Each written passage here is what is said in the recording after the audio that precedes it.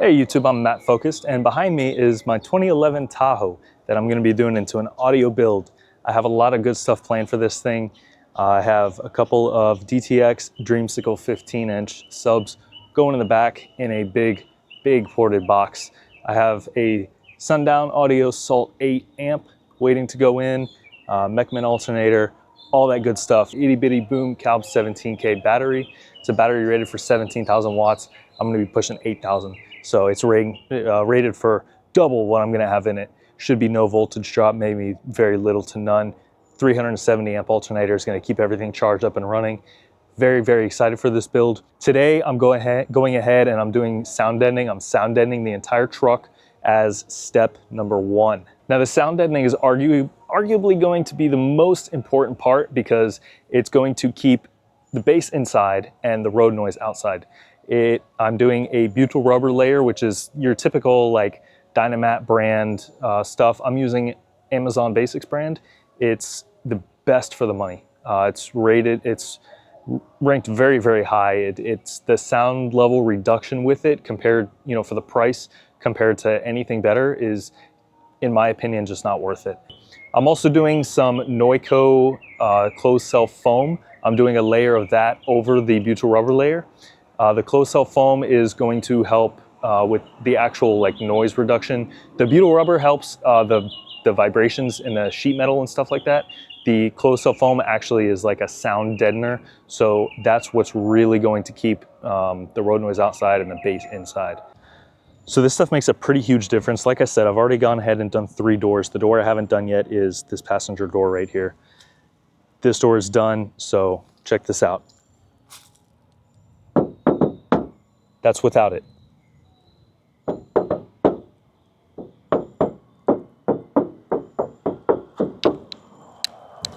This is with it. I mean, it sounds like a solid wood door, and this is just thin sheet metal. So that's the difference that this stuff makes. So this is pretty specific to the Tahoe, this generation Tahoe, the 2011. I think the years are 07 through 13. Not sure if it's the same, before or after, but for this one specifically, the 2011 generation, what you're going to do is there's a little cover here. If you pull the door handle, you can see a little notch there. You're going to pop this out. There's a 10mm bolt in there. Behind the door handle, there is this little cover, this thing right here. You can kind of see the line here. This little cover comes off. Just use a pry tool to get up under here and pry it out, or here on the side, wherever you can without damaging stuff like this around it that you're gonna see with your eyes. You're gonna take this lock off. You just take a knife. I find it easiest with a knife. My pry tool is a little too thick to get in there. So you take a knife, you just pop this out. It doesn't come out completely, it just pops out to release it, and then it slides right up. Oh, and I forgot to say there's 2 10mm bolts in here. Once you pop this cover off, 2 10mm. This, you use a pry tool, get up under here, pop this off, unplug it, take this off, and then after that, there's just push pins around the bottom. You pop them out. They are pretty tough. I've had most of the door panels on this truck off before, so they're pretty easy. This door behind me right here, this passenger rear, this was really hard to get off, because I don't think I've ever had this one off before. The other 2 I've definitely had off because there were some clips already broken and they were real easy to get off. So tools you're gonna need include pry tool. This, you're gonna need the metal one. The plastic one is not gonna cut it. It's not gonna pry some of these push pins. 10mm with an extension. Knife. Felt like end of watch there a little bit. All right, this is my day job. This is where the forces of good prepare to fight the forces of evil. This is the department issue sidearm, a Spyderco tactical knife. Roller, very small piece of a butyl rubber sheet, closed cell foam. This stuff is 2mm thick, 50 mils. This stuff is 4mm thick, or like 4.3mm. It's 150 mils. Microfiber, isopropyl alcohol to clean the surface before you stick the butyl rubber. You're gonna need a nice clean surface for it to stick to, otherwise it's just gonna fall off. It is actually pretty dirty inside the door panels. This truck has 177,000 miles, so imagine all that time and you know, for dirt to build up in there.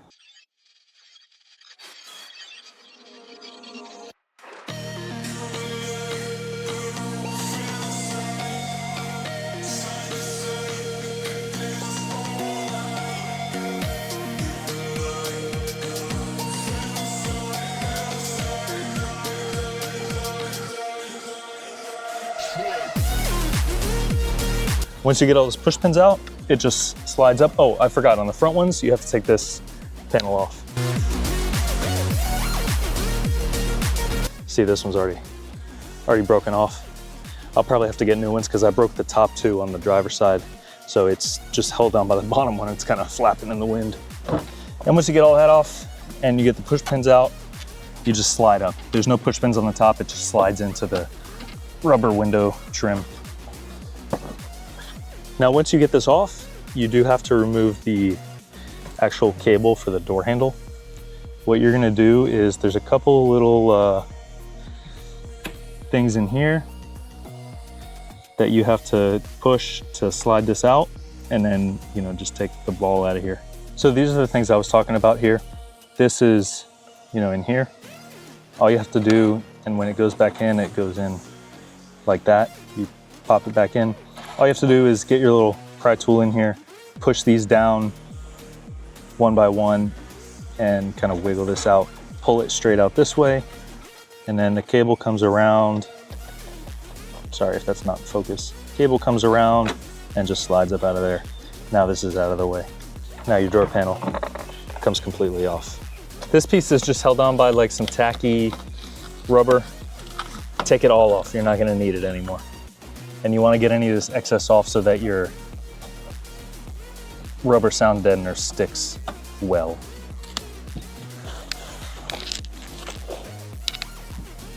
Now you want to get a microfiber nice and wet with some isopropyl alcohol, that way you can clean all these surfaces off.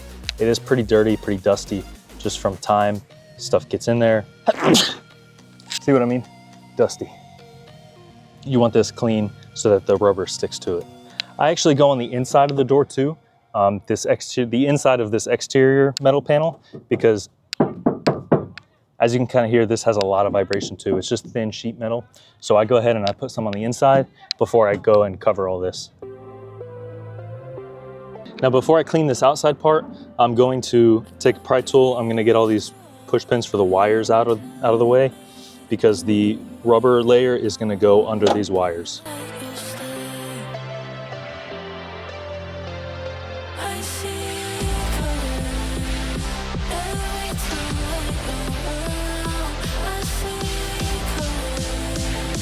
All right, so now my wires are out of the way. Just kind of make a mental note of where these push pins go in, because you're gonna wanna put them back once you get that other layer on.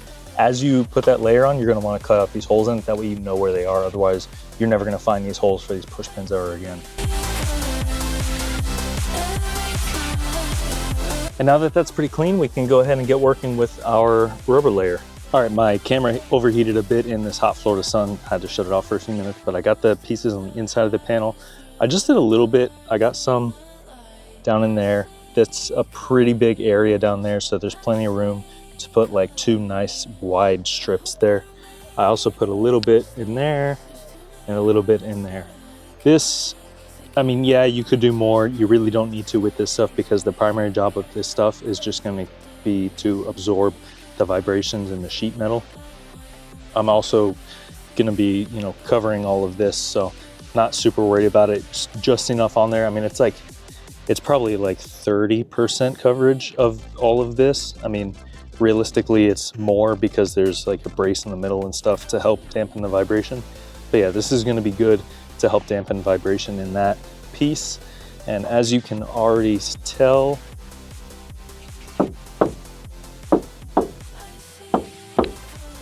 way better. Sounds like a wood door now. It's exactly what you want. All right, new angle to keep my camera in the shade. Now we can start covering this. Again, here you're gonna have to be mindful of, you know, bolt holes, push pin holes. So I like to start a little bit thinner, not like a massive piece like this. I'm not gonna just stick this on. It would be really hard to work with. So this piece, I'm actually gonna just cut in half. Be careful when you're cutting this stuff because the outer layer is metal, you know, just like it looks like. And this metal, when you're cutting it, the metal will cut you back. So I'm probably gonna start under that bolt just to not interfere with it. The foam layer I am gonna put over that bolt. So I'm gonna start here like this. Again, this stuff you don't need like true 100% coverage for it to do its job. I'm also gonna make a mental note of where that push pin hole is. And I'm just gonna use my scissors to push through it and through that hole and just make a hole in it. That'll be fine for the push pin to go into. Now I'm gonna get under it and see where all my push pin holes are. So there's one right here, which I don't think this one matters because that one was for this. I'm not sure what went here, but I'm just gonna keep it open just in case. You don't want to cover these holes because you are never going to find them again. I have been there and I've lost a couple and oh well. You really want to form it to the door as best you can. Ideally, you want to heat this stuff up with a heat gun to really make it form. I'm way too lazy to do that for this entire truck, so I'm just doing the best I can. And I mean, the difference, in my opinion, is going to be minimal. Then once you get a panel on, you want to take your roller and just roll it on. Helps it contour to these curves and helps keep it stuck down good. Sometimes what I'll do with these bigger areas like this, where I'm actually cutting out a square, not just poking a hole in it for a push pin, is I'll hold it up and just take note of where it is. It's about right here. I'll kind of trace a line in it with the scissors.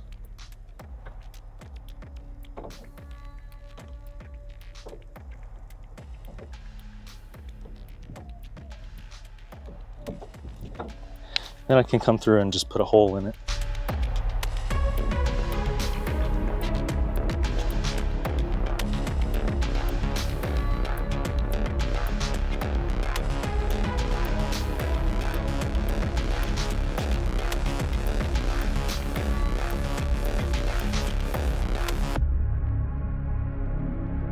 Now, as I work, I'm going to start to put these push pins back in.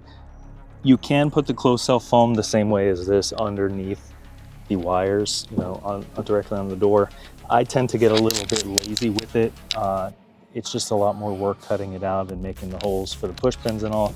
So I just put the push pins back in this stuff, and then I put the foam over everything.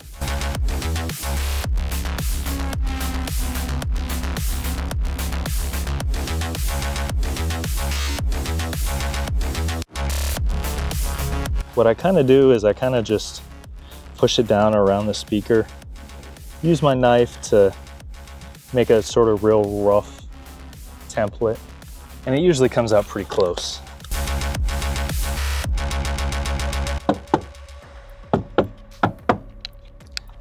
That is very, very solid now. Obviously this is the hollow area, but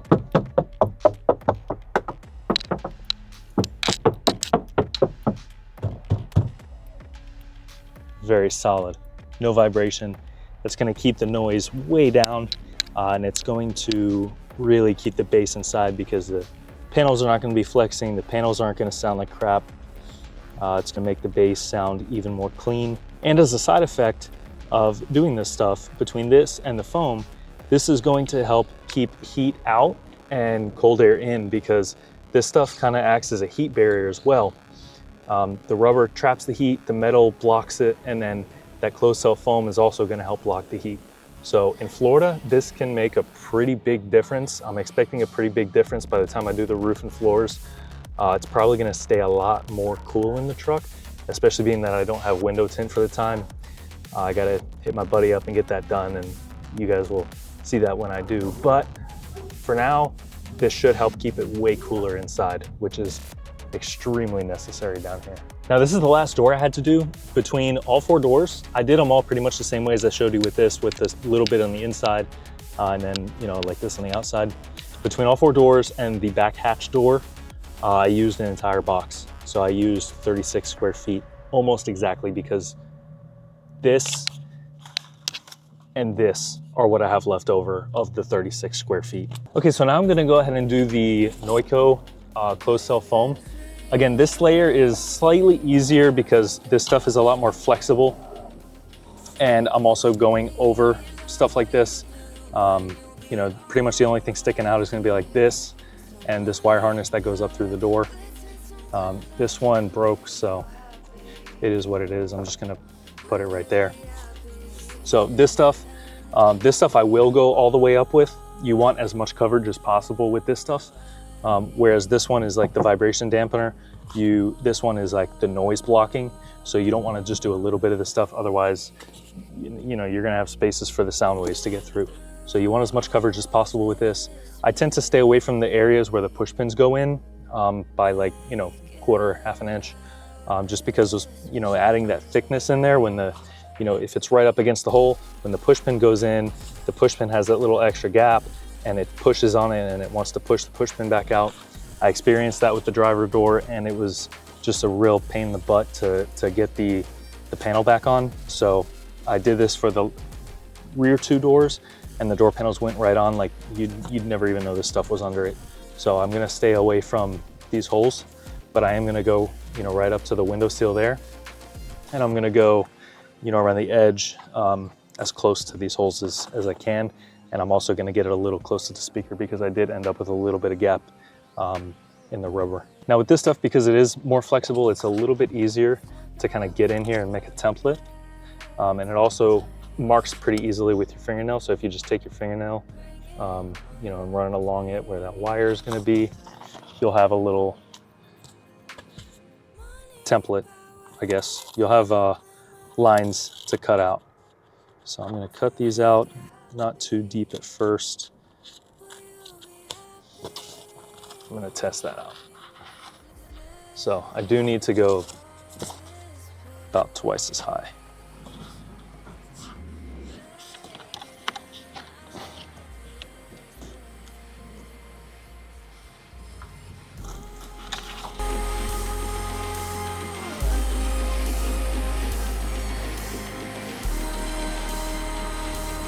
And just like that, the first panel is on. I got, you know, my bolt holes and stuff cut out.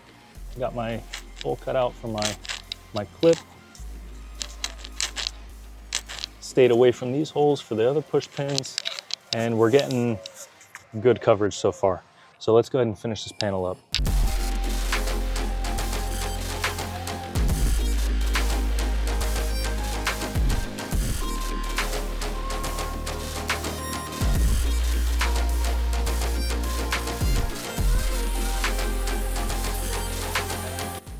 And that is a sound deadened door panel. I cannot wait to hear this truck.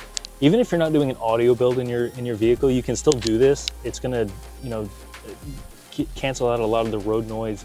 It's gonna make it a lot quieter inside, a lot more luxurious ride.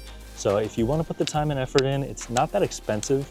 A box of this stuff, the butyl rubber, is like 50 bucks. A box of the closed cell foam, the Neuco, is like another 50 bucks. Like I said, to do the back door and all the door panels, I used one box of the butyl rubber and not even a whole box of the closed cell foam. So it's 100 bucks and a day's worth of work to go through and do this to your vehicle, make it ride a lot nicer. And if you really want to get crazy with it, you can start dropping headliners and doing floorboards and stuff like I'm going to do. So let's go ahead and get this door panel back on, and we'll be done with all the doors. One thing I am going to do before I get this door panel back on is right over here where the lock goes, I'm going to put a little tiny piece of foam, because the lock, that plastic piece, kind of rattles around a little bit and it gets super, super annoying. It rattles a ton with just my regular music. So I can imagine when I add 8,000 watts of bass power, it would rattle like crazy. So I already hit the other 3 doors, seems to help a lot. It pushes on them a little bit, just kind of gets rid of that vibration. Stick it right there where the lock goes, and it'll keep the lock from rattling around in here. So in order to get this door panel back on, you can hook it on these little bottom hooks just to hold it up while you get this back in. This piece, the ball hooks in there, pull it back a little bit, get it through that channel, and just clip it in there. Now it's in. Comes out in the reverse order, goes in that way.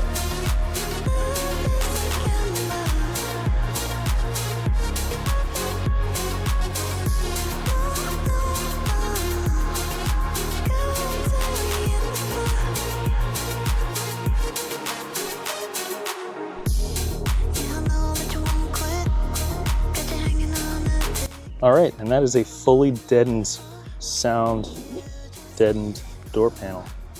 This is what I was talking about with the rattle on here. See, it no longer has any more play because that foam is pushing up against the back of it.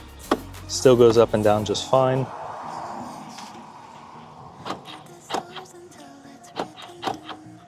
But that's gonna keep it from rattling around in there.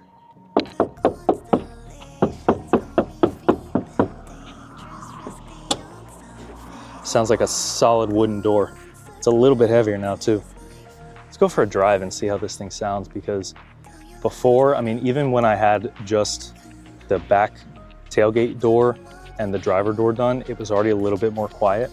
But now, I mean, with all these doors done, it's gonna be a big difference. And once I get the roof and the floor done, it's gonna be silent in here. It's gonna be awesome. So I'm just going for a real quick spin around my neighborhood to test this out, and it's kind of going to be hard to demonstrate on video, especially being that I don't have a before video. But I can already tell, going over a couple bumps and stuff, it's it's doing its job. It's everything seems a lot more tight, and it's hard to explain. If you're ever in a vehicle that's been sound deadened and you kind of heard the before and after, you'll see what I'm talking about. I mean, going over any bumps and stuff where, you know, you may have heard the resonance without even realizing it, and then you hear the after. It's pretty noticeable, especially, you know, when you're looking for it. Obviously, I'm sure I'll get used to this eventually, but it's sounding really, really good. Yeah, I can definitely tell you know, a bit between the engine noise and going over bumps and stuff. It's really doing its job. It's keeping those vibrations down, and it's sounding really good.